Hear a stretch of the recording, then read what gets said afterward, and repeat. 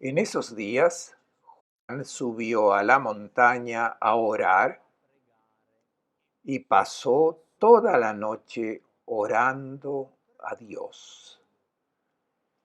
El evangelista Lucas está muy interesado en la oración.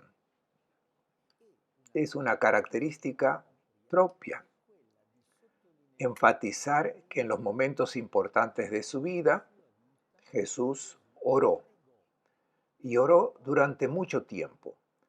Ya lo hemos encontrado en el relato inicial de la investidura en el Jordán. Lucas no narra propiamente el bautismo de Jesús, dice que después de que Jesús fue bautizado, mientras estaba en oración, el cielo se abrió y el Espíritu descendió y el Padre le habló. Es importante que Jesús estaba en oración y en ese momento, en ese contexto, la revelación tiene lugar. Es por eso que ahora en el capítulo 6, antes de la elección de los 12 apóstoles, el evangelista Lucas especifica que Jesús sube al monte para orar y ora toda la noche. Después elige a los 12. Repetirá lo mismo también en el episodio de la transfiguración. Lucas es el único en decir que Jesús subió a la montaña a orar. Y mientras oraba, su rostro cambió de aspecto. Para Lucas, Jesús no es simplemente un maestro de oraciones o de estilo de oración, sino es un hombre que ora. Es el Hijo de Dios que entra en una relación de oración plena y amorosa con su Padre. Así, en la elección de los 12 apóstoles, inicia en Lucas el discurso programático. Estamos acostumbrados a llamarlo el Sermón de la Montaña, porque lo encontramos en el Evangelio de Mateo, ambientado en una montaña, pero es una forma de redacción típica de Mateo. Todo ese material compuesto por muchos dichos del Señor, presente en Mateo y en Lucas y ausente en Marcos, pertenecen a esa tradición más antigua que se ha definido como fuente Q. Tanto Mateo como Lucas han extraído de esta misma fuente el material y lo han organizado como un discurso programático. Mateo lo coloca en la montaña porque la montaña para él representa el lugar del encuentro con Dios. Y Jesús en la montaña da la nueva ley, como Dios en el Sinaí había dado la ley a Israel. Lucas, en cambio, enfatiza el descenso a la llanura. En la montaña Jesús subió a orar, a rezar. Luego bajó con ellos, se detuvo en un lugar llano. Había una gran multitud de discípulos, gran multitud de personas que venían de todas las regiones vecinas. Y luego, levantando la mirada hacia sus discípulos, Jesús dijo, y comienza el discurso del llano. Para Lucas, con un retoque redaccional, el lugar llano se convierte el ambiente del encuentro con mucha gente. Es difícil encontrarse con la multitud en la montaña. Para Lucas es más importante enfatizar que Jesús desciende al nivel de la gente. Estuvo en la montaña toda la noche con el Padre, ha elegido a los discípulos y después desciende hacia la gente. Es el ambiente normal de la vida cotidiana y es a esa multitud que se reúne a la que Jesús ofrece el anuncio de las bienaventuranzas. Lucas conserva una tradición más arcaica que la de Mateo. 4 bienaventuranzas seguidas inmediatamente de 4 ayes En cambio, Mateo tiene 8 bienaventuranzas y luego los 8 ayes correspondientes los pone al final, en el capítulo 23, al comienzo del último discurso, para que el primer discurso comience con las bienaventuranzas y el último discurso con los ayes. Lucas, en cambio, parece mantener la forma más arcaica y mantiene juntos 4 bendiciones y 4 ayes perfectamente simétricos, como si dijéramos 4 monedas con el anverso y el reverso. Felices los pobres, ay de los ricos. Felices los hambrientos, ay de los que están satisfechos. Felices los que lloran, ay de los que ahora ríen. Felices cuando hablan mal de ti, ay cuando los hombres hablen bien de ti. Perfectamente paralelos y opuestos. La bienaventuranza es una felicitación, una forma sapiencial con la que Jesús anuncia la buena suerte que tiene la humanidad. Lo importante es la motivación. El reino de Dios les pertenece. Esta es la fuente de la bienaventuranza, no la pobreza. Jesús, hablando muy probablemente en hebreo, utiliza el término anawim, que indica a los pobres, pero en un sentido espiritual, no simplemente aquellos que tienen poco dinero, sino los humildes, aquellos que están dispuestos a acoger el proyecto de Dios. Mateo agrega en su versión esa pequeña expresión que ayuda a comprender mejor. Felices los pobres de espíritu. Lucas no añade nada. Lucas conserva una formulación más arcaica, probablemente una de las primeras versiones en griego, porque Jesús habló en lengua semítica. No estamos seguros si él hablaba hebreo o arameo. Un idioma semítico, sin duda. Y sus discípulos también hablaban el mismo idioma y por lo tanto memorizaron sus palabras en ese idioma.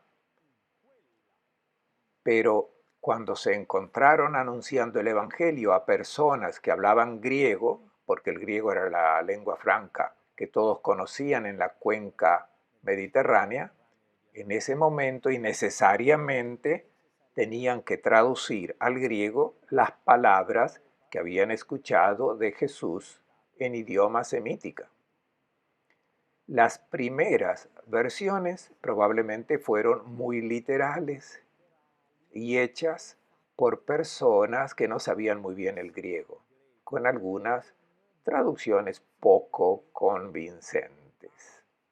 Y Lucas, que encontró estos documentos antiguos de la enseñanza de Jesús, los preserva fielmente y los transmite. Entonces el énfasis no está puesto en la pobreza, sino en el reino de Dios. Jesús anuncia que el reino de Dios está presente, y está presente gracias a su persona. El reino de Dios es Jesús en persona. Más adelante solamente el evangelista Lucas menciona un logion, un dicho muy importante de Jesús. El reino de Dios no viene de manera que llame la atención. No se podrá decir está aquí o está allá porque el reino de Dios está en medio de ustedes. No precisamente dentro de ustedes, como un discurso de intimidad, sino en medio de ustedes. Ese dicho está dirigido a los fariseos, que son los enemigos perennes de Jesús. El reino de Dios está en medio de esas personas porque Jesús está presente entre esas personas. El reino de Dios es Jesús, es su persona y su presencia. Él es la presencia poderosa, operante de Dios en la historia. Es Él la intervención decisiva. Son afortunados porque está de su parte. Pueden ser pobres, pueden reconocer que son débiles porque el Señor Todopoderoso está de su lado. No son bienaventurados porque tienen hambre, sino porque estarán satisfechos. Se les ofrece la posibilidad de estar satisfechos. Felices ustedes que la reciben. No son bienaventurados porque lloran. Jesús no anuncia el llanto, ni hambre, ni pobreza. Anuncia la superación de la pobreza, la superación del hambre, la superación de las lágrimas. Felices porque reirán. Existe la posibilidad de ser feliz. Tomen nota que también en este caso el texto reirán es elemental y se traduce al griego una expresión semítica que se refiere precisamente a la alegría. Son felices porque el reino de Dios, aquí presente, te da la oportunidad de ser feliz. Aunque los hombres se te opongan, paciencia. Felices ustedes porque Dios está de su lado. Pero tengan cuidado porque la misma realidad es al revés. La presencia de Dios puede ser rechazada. Si son ricos, como en el caso de los pobres dijimos que no es cosa de dinero, así que vale para los ricos. Si eres rico en orgullo, si eres presuntuoso, si te consideras autosuficiente, no reciben el reino de Dios. Y por lo tanto no te sirve.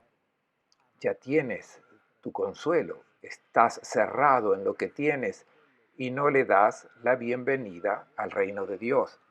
Ay de ustedes los que ahora están saciados, no porque están saciados, sino porque tendrán hambre, porque han rechazado la oferta que se les ha dado y refutándola se encontrarán vacíos.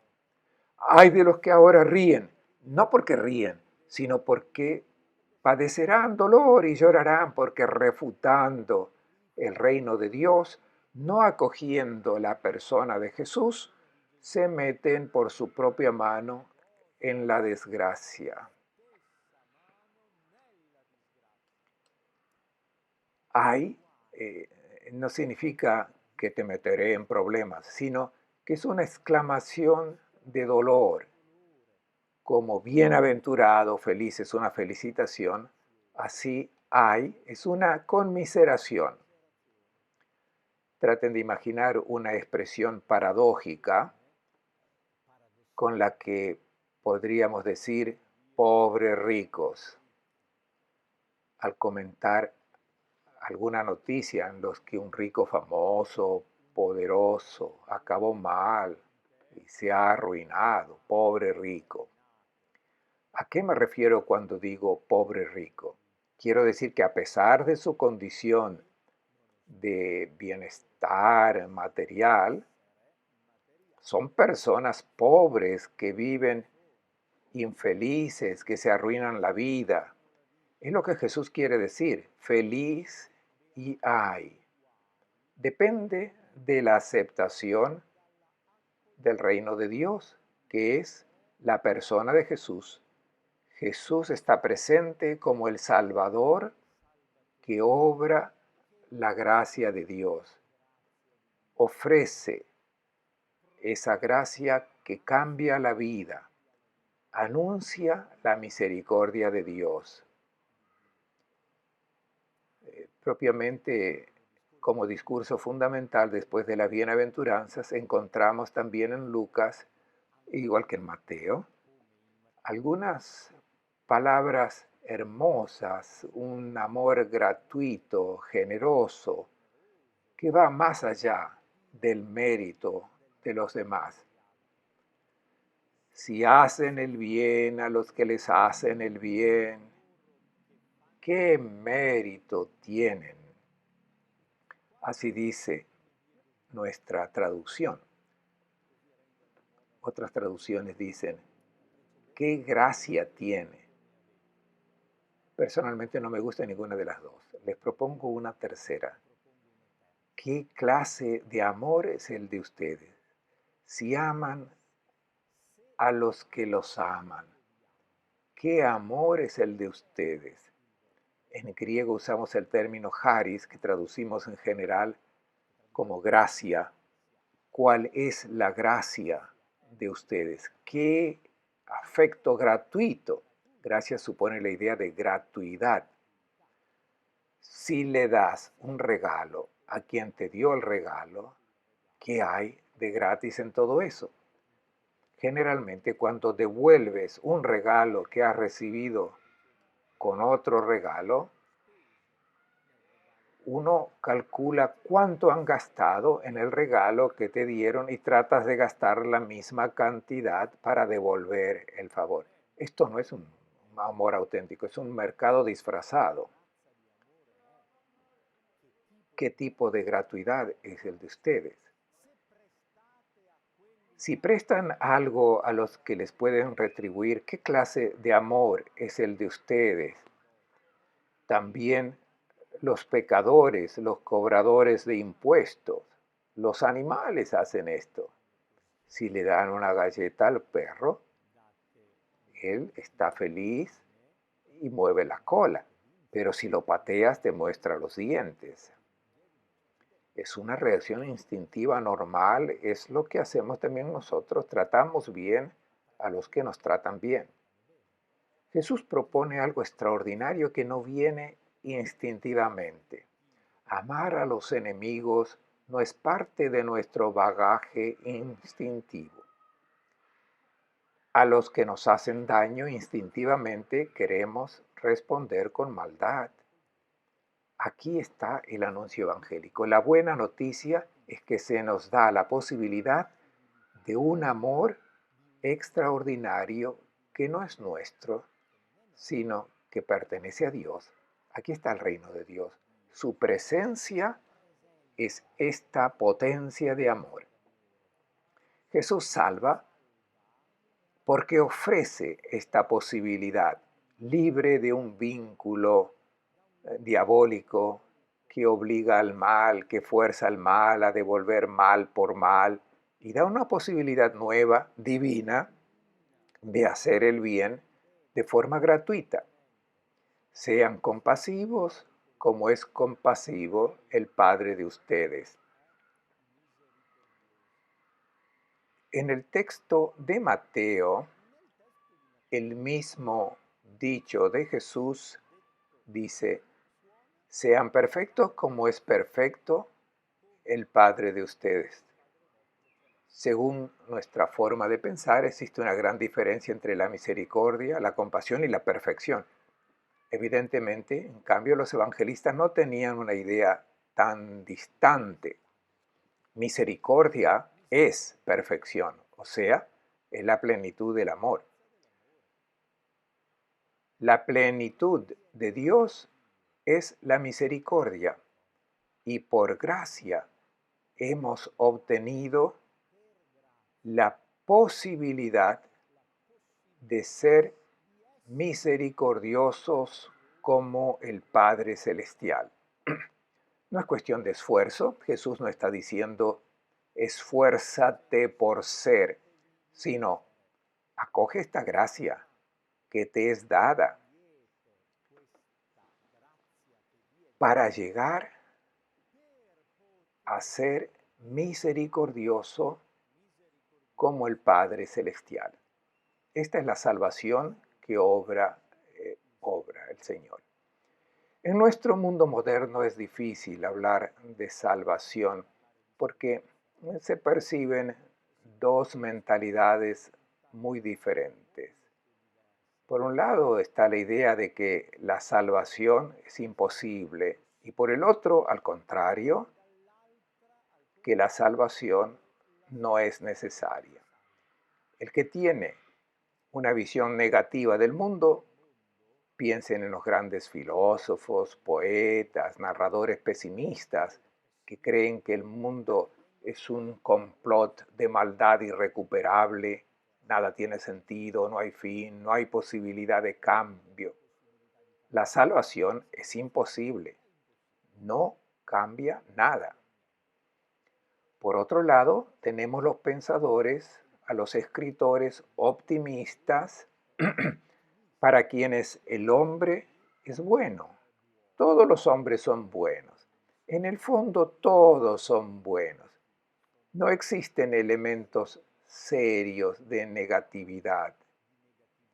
Hoy existe un intento de buenismo, que todo está bien, que todas las religiones son buenas, que todas las personas tienen algo de bueno, de fondo.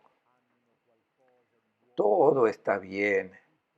Para esta gente, la salvación no existe, no sirve. El anuncio de Jesús, que es el anuncio cristiano, presupone al principio una vena de pesimismo, es decir, de una consideración realista de la realidad. Las cosas están mal, no es cierto que seamos buenos, hay un mal subyacente notable en todos y necesitamos ser salvados. Pero la buena noticia es que esta salvación es posible. La naturaleza herida por el pecado se puede cambiar, no es irrecuperable, puede ser sanada. Y la misericordia de Dios es terapia. Jesús cura al hombre herido, lo libera, lo salva. La misericordia salva y la salvación consiste en volverse misericordioso, en poder hacer el bien gratis como el Padre Celestial. En esta sección, especialmente en el capítulo 7, Lucas insiste con narraciones que son exclusivas suyas. Quiere mostrar cómo Jesús revela el rostro de la misericordia del Padre Celestial. Cura al sirviente de un centurión, un extranjero, un hombre de fe, un hombre capaz de relacionarse, que ama al sirviente, que es apreciado por la gente, por los ocupados. Narra la resurrección de una reanimación de un niño muerto, hijo de una viuda, en Naín. Jesús siente que se le mueven las vísceras maternas, se conmueve como una madre, muestra la misericordia de Dios que da vida. Durante un banquete en la casa del fariseo Simón, es sorprendido por una mujer pecadora que llora a sus pies sin decir una palabra, mientras el fariseo lo juzga mal. Jesús reconoce que algo ha sucedido en esa mujer. Hay un arrepentimiento, se humilló y lloró, reconoció su pecado y amó mucho a Jesús, se encomendó a él, perdió la dignidad, se arrojó debajo de la mesa como un perro, se ha aferrado a los pies de Jesús a riesgo de recibir una patada. Jesús le reconoce su salvación. La misericordia del Padre cura a los pecadores, no los juzga, los transforma y los sana.